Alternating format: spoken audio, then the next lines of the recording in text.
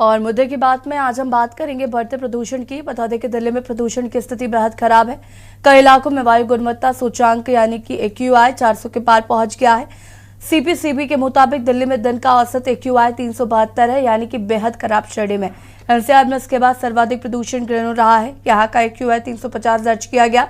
वहीं नोएडा का AQI 349 है, गाजियाबाद का 312, गुरुग्राम का 310, फरीदाबाद का 294 दर्ज किया गया है।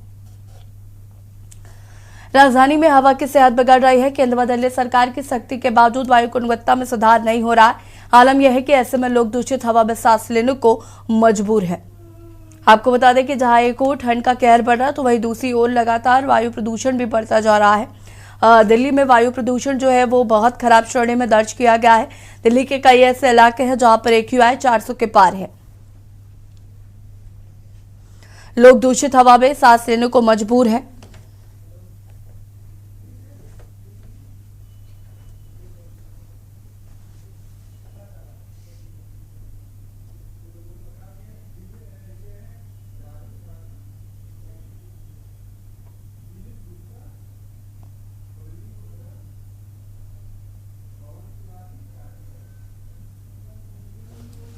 राजधानी में बिगड़ी हवा की सेहत,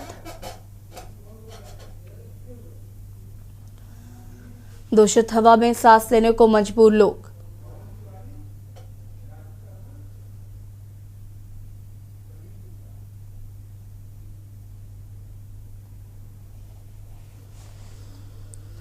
दिल्ली में AQI पहुंचा 400 के पार।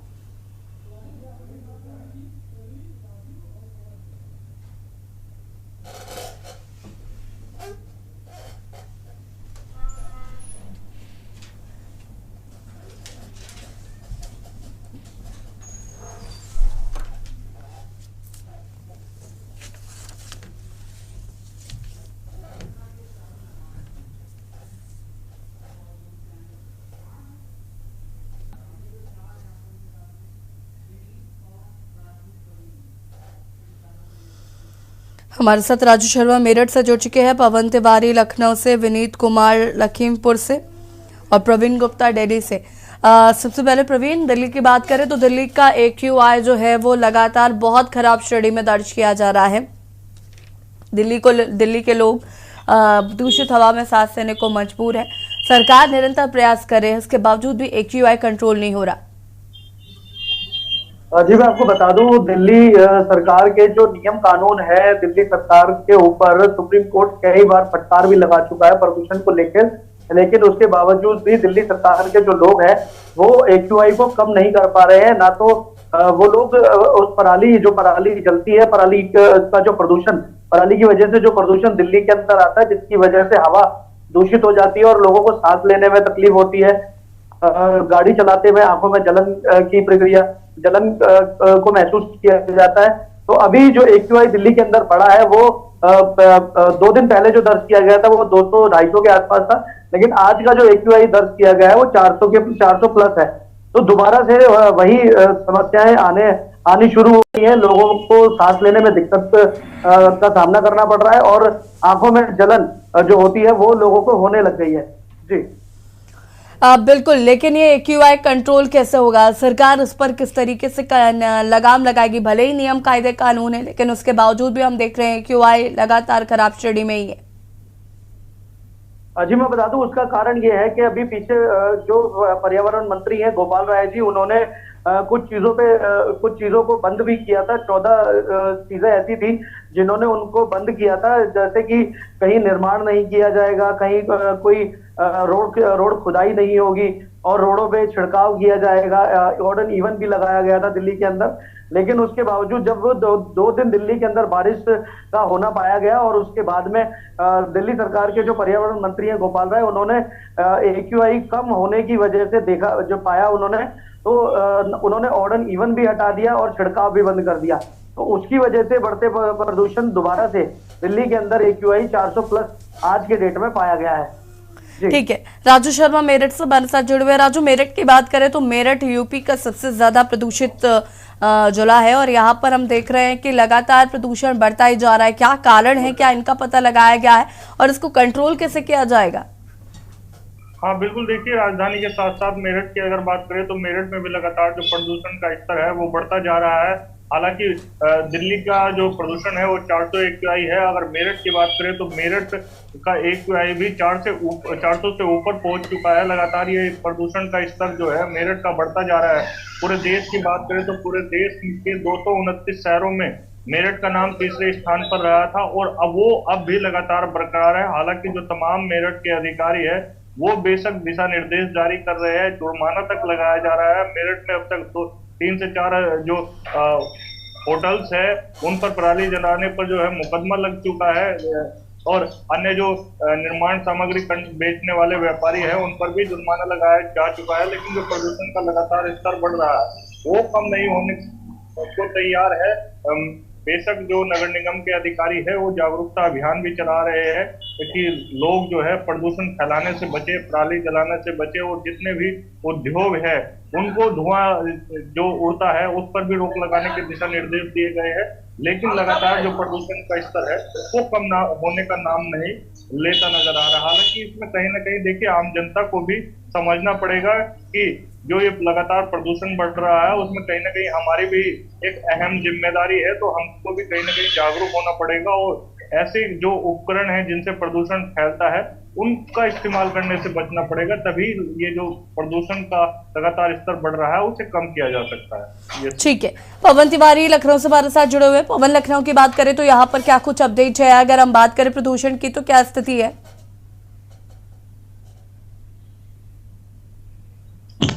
जी, आपको बता दें कि राजधानी लखनऊ में प्रदूषण की बात की जाए तो इस समय जो कुछ इलाके हैं वहाँ प्रदूषण को संतोषजनक है। राजधानी का जो मेन हजरतगंज इलाका है, लालबाग, वहां पर लगभग 250 के आसपास जो इसमें एयर क्वालिटी इंडेक्स दिखा रहा है। तो कहीं ना कहीं ये जो हवा है वो जहरीली है। उसको जो है क्योंकि जो हजरतगंज है वो बेस शहर कहा जाता है, वहां पर इसमें जो प्रदूषण का स्तर है 250 के पास पहुंच गया है। तो कहीं ना कहीं यहाँ पर ध्यान देने की जरूरत है। और अभी दीपावली के समय यहाँ पर काफी ज्यादा प्रदूषण था, लेकिन अभी जो 2 दिनों हल्की यहाँ बारिश हुई है उससे प्रदूषण जो AQI स्तर है इसमें कहीं ना कहीं कंट्रोल हुआ है।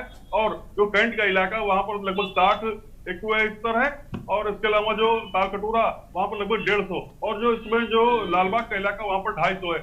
कहीं ना कहीं जो बेस शहर है वहां पर जो प्रदूषण का स्तर बढ़ा हुआ है, सरकार को इसका संज्ञान लेना पड़ेगा। और जो कुछ अवैध वाहन वहां पर धुआं उगलने वाले चल रहे हैं या जो कुछ फैक्ट्रियां हैं वहां पर, तो उस पर कहीं ना कहीं कंट्रोल, क्योंकि सबसे ज्यादा वाहन वहां पर हजरतगंज में इसमें होते हैं, जिसके कारण जो प्रदूषण लगातार फैल रहा है। इसको लेकर जो वृक्षारोपण अभियान सरकार द्वारा चलाया गया था उसमें और अधिक तेजी करने की जरूरत है, और जो वृक्ष जो लगाए जा रहे हैं उनकी देखभाल भी सही तरीके से हो सके, जिससे जो प्रदूषण का स्तर लगातार बढ़ रहा है उसमें कहीं ना कहीं कमी आ सके, जिससे लोग जो हृदय रोग और सांस की बीमारी से पीड़ित है उनको निजात मिलेगी। क्योंकि लगातार जब प्रदूषण बढ़ता है तो उससे जो हृदय के रोगी होते हैं उनकी संख्या में इजाफा होता है, और उनको काफी ज्यादा तकलीफें भी बढ़ जाती है। तथा सांस के जो मरीज हैं उनके लिए भी जानलेवा प्रदूषण है। जो 250 के पार AQI है यहाँ पर, वो काफी ज्यादा खतरनाक है। उसको सरकार को कहीं ना कहीं कंट्रोल में लाने के लिए जो प्रभावी कदम है उसको उठाना पड़ेगा। जी, विनीत हमारे साथ लखीमपुर से जुड़े हुए। लखीमपुर की बात करें तो यहाँ पर AQI की क्या स्थिति है? अनम्यूट कीजिएगा।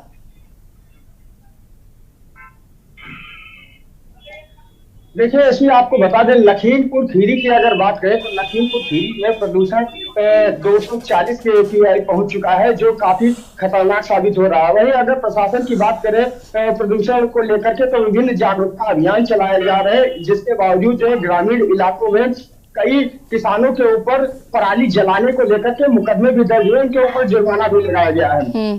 वहीं अगर बात की जाए कि प्रदूषण तो लगातार प्रदूषण यहाँ बढ़ता जा रहा है, चाहे वो वाहनों के चलने के कारण हो या जो यहाँ पे जो चीनी मिले उनकी जहरीली गैस जो निकलती, धुआं निकलता है, उसके कारण यहाँ पे प्रदूषण लगातार बढ़ रहा है। बिल्कुल, इस प्रदूषण को कंट्रोल करने के लिए क्या कुछ किया जा रहा है?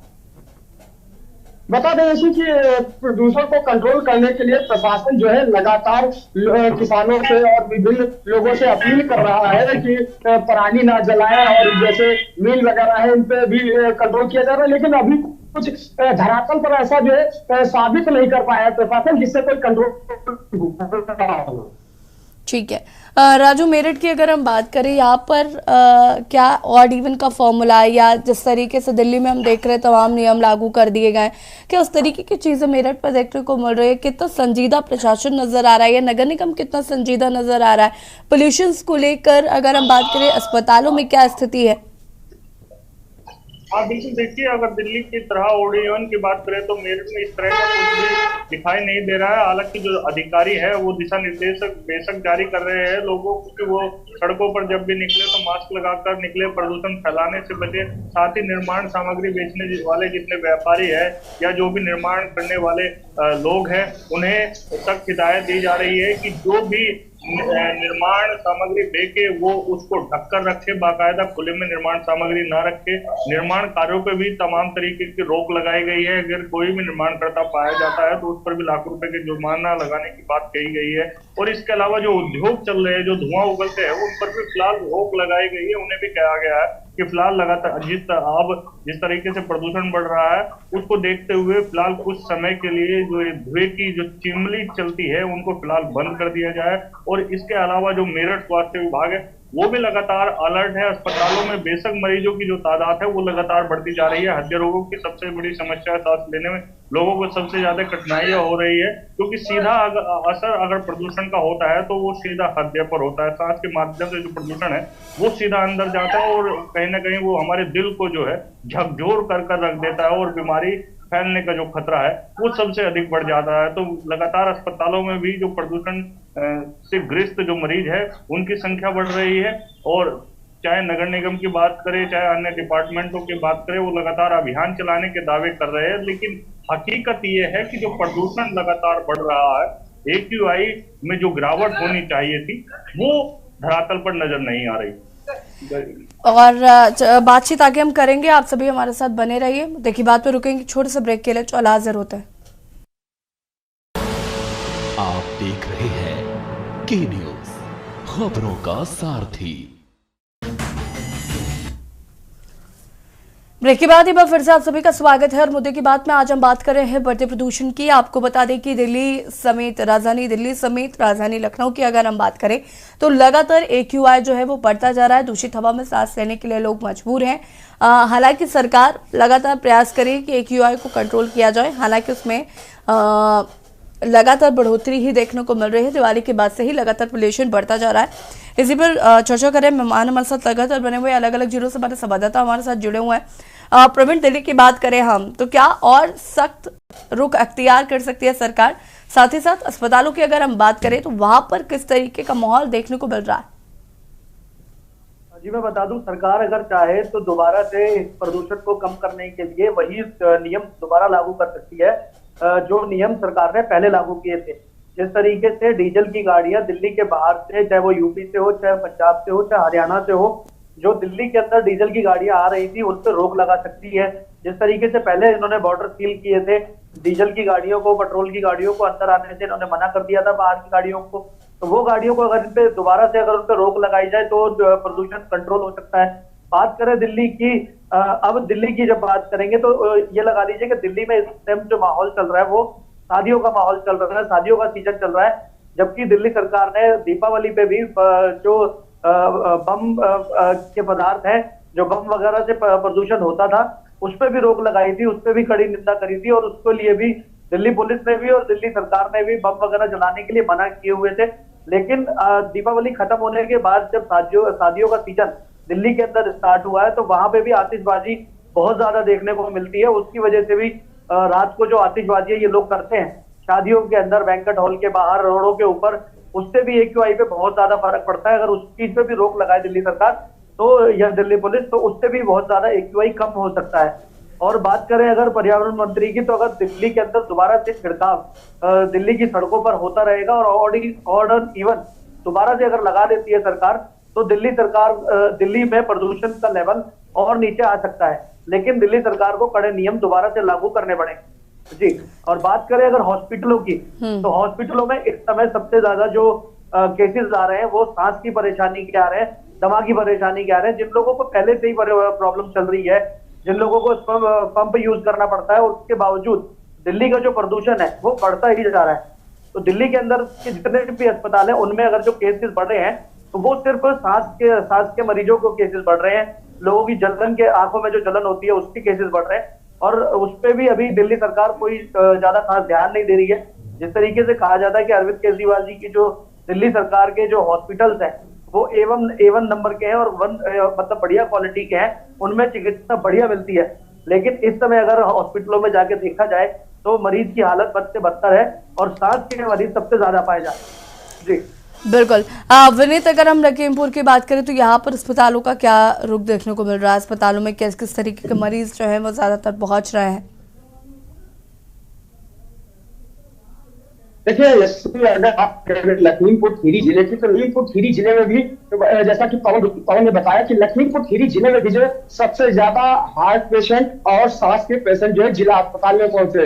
वहीं अगर इलाज की बात करें तो प्रदूषण के कारण सबसे ज्यादा इन्हीं दोनों मामले के जो है पेशेंट जिला अस्पताल में पहुंचे। जिला अस्पताल से चाहे वो निजी अस्पताल हो या चाहे जहां भी, सबसे ज्यादा ठीक है, आप सभी का बहुत बहुत शुक्रिया तमाम जानकारी साझा करने के लिए। और बता दें कि दूषित हवा में सांस लेने के लिए लोग मजबूर हैं।